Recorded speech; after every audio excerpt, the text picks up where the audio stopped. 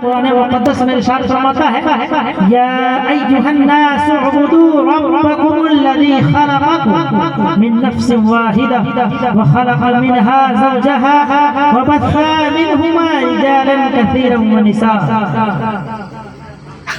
اس کا ترجمہ کنز الایمان میں اعلیٰ حضرت نے لکھا، اے ایمان والو، اے لوگوں، اپنے اس رب سے ڈرو جس نے تمہیں ایک جان سے پیدا کیا، وَخَلَقَ مِنْهَا زَوْجَهَا، اور اسی جان سے اس کا ایک جوڑ بنایا، وَبَثَّ مِنْهُمَا رِجَالًا كَثِيرًا وَنِسَاءً، اور اسی ماں باپ سے پوری نسل انسانی کی نشر و اشاعت فرمایا۔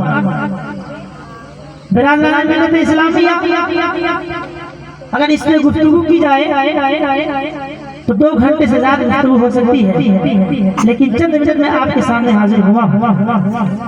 آپ جانتے ہیں کہ جب یہ دنیا بنی نہیں تھی، اللہ تبارک و تعالی نے جنت میں فرشتوں کو رکھا تھا اور فرشتے وہاں عبادت کیا کرتے تھے۔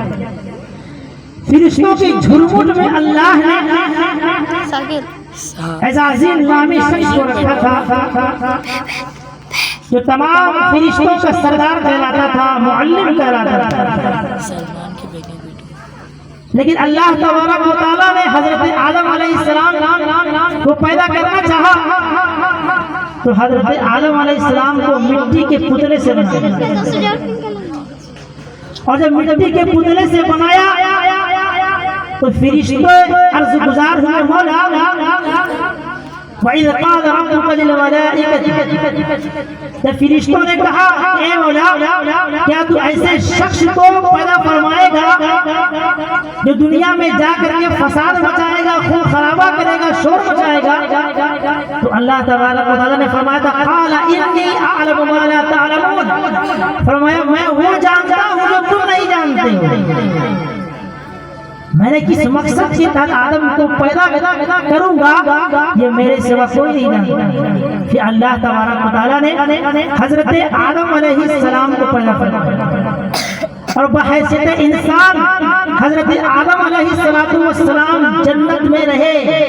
جب ایک مدت تک جنت میں رہے، ان کو بے چینی لاحق ہوئی تو اللہ کی بارگاہ میں عرض گزار ہوئے، مولا مجھے چین عطا فرما، مجھے سکون عطا فرما۔ تو اللہ تبارک و تعالیٰ نے حضرت آدم علیہ السلام کی بائیں پسلی سے ماں حضرت حوا علیہ السلام کی تکلیف فرمائی، اور جب حضرت حوا علیہ السلام کی تکلیف فرمائی، حضرت آدم کی نگاہ جیسے حوا پہ پڑتی ہے، پڑنے کے بعد جسم اطہر میں شہوت پیدا ہو جاتی ہے، اور جب شہوت پیدا ہوتی ہے تو اللہ تبارک و تعالیٰ کی بارگاہ میں یہ عرض گزار ہوتے ہیں، مولا میرا نکاح اس کے ساتھ کر دے۔ کہتے ہیں کہ تم کیا مہر ادا کرو گے؟ حضرت آدم علیہ السلام عرض کرتے ہیں، مولا کیا مہر ادا کروں؟ میرے پاس نہ سونے ہیں نہ چاندی ہے نہ زیورات ہے، کیا مہر ادا کروں؟ تو اللہ تبارک و تعالیٰ نے فرمایا تھا کہ عرش بری پر ایک ستارہ چمکتا تھا جس کو جبریل امین نے 72,000 مرتبہ دیکھا، تم اس پر 10 مرتبہ درود پڑھو، یہی تمہارے لیے دل مہر ہے۔ برادران ملت اسلامیہ، جیسے آدم علیہ السلام نے 10 مرتبہ درود پڑھا، حضرت آدم کا نکاح حضرت حوا کے ساتھ ہوا، اور جب حضرت آدم علیہ السلام کو اللہ نے دنیا میں بھیجا کہ اسی آدم و حوا کے اختلاط سے پوری دنیا میں انسان کی نشر و اشاعت ہوئی۔ برادران ملت اسلامیہ، اب میں تھوڑی سی گفتگو کروں گا، پھر آپ کے سامنے سے رخصت ہو جاؤں گا۔ آپ جانتے ہیں کہ ہمارے معاشرے میں لوگ کیا دیکھ کر کے نکاح کرتے ہیں؟ اذا تنكح المرأة، جب نکاح کیا جاتا ہے تو 4 چیزوں کو دیکھ کر کیا جاتا ہے، کیا؟ لمالها وحسنها ونسبها، کہ جب کوئی انسان نکاح کرتا ہے تو یا تو یہ دیکھتا ہے کہ اس کا حسن و جمال دیکھ کر کے اس سے نکاح کیا جاتا ہے، دوسری چیز حضور نے فرمایا لحسبها، اس کا مال اس کا حسب و نسب، اس کا خاندان دیکھ کر کے اس سے رشتہ کیا جاتا ہے۔ اور تیسری چیز حضور نے فرمایا لمالها، اور اس کے مال کی وجہ سے نکاح کیا جاتا ہے۔ یہ تین چیزیں دیکھ کر کے نکاح کی جاتی ہے۔ اور چوتھی چیز جو حضور نے بتایا وہ کہا لدینها، اس کے دین کی وجہ سے نکاح کیا جاتا ہے، اس کا مذہب دیکھ کر کے، اس کا اخلاق، اس کا کریکٹر دیکھ کر کے نکاح کیا جاتا ہے۔ لیکن یہ جو تین چیزیں ہیں، جو تین چیزوں کو دیکھتا ہے، مال، حسن وہ دیکھتا ہے، خاندان کو دیکھتا ہے، وہ ذلیل و رسوا ہو جاتا ہے، وہ زندگی کے ہر موڑ میں دھوکہ کھاتا ہے۔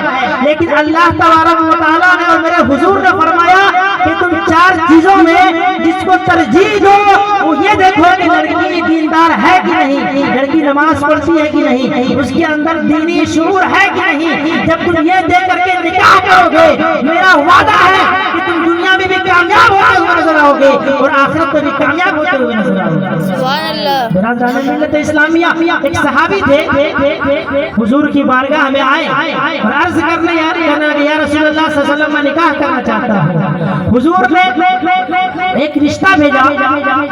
جب رشتہ بھیجتے ہیں تو اس باپ کے پاس جب یہ پیغام پہنچتا ہے لڑکی کے باپ کے پاس، تو وہ لڑکی انتہائی حسین و جمیل تھی اور لڑکا گندمی کلر کا تھا، جسے ہم آپ کہہ سکتے ہیں بلیک۔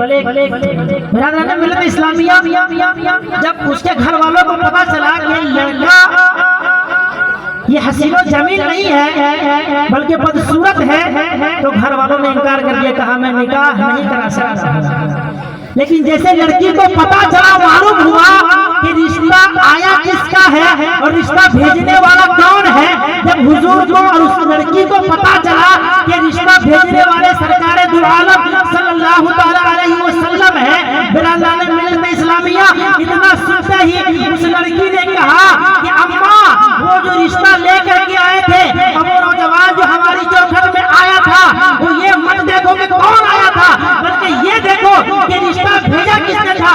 رشتہ بھیجنے والا میرے آقا کریم تھے، جب انہوں نے رشتہ بھیجا تو یہ رشتہ مجھے منظور ہے، میں اسی سے نکاح کروں گا۔ سبحان اللہ۔ برادران ملت اسلامیہ، میں کہنا یہ چاہ رہا ہوں کہ لوگ مجلس کرتے ہیں لیکن تقریر کو زیادہ تر سننا نہیں چاہتے ہیں، لوگوں کو صرف انجوائے چاہیے۔ تقریر سے سیکھ حاصل ہوتی ہے، تقریر ہی سے دینی شعور جاگتا ہے، یہ ہمارے معاشرہ کا بڑا المیہ ہے۔ لہٰذا میں اپنے گفتگو یہیں پہ ختم کرتا ہوں۔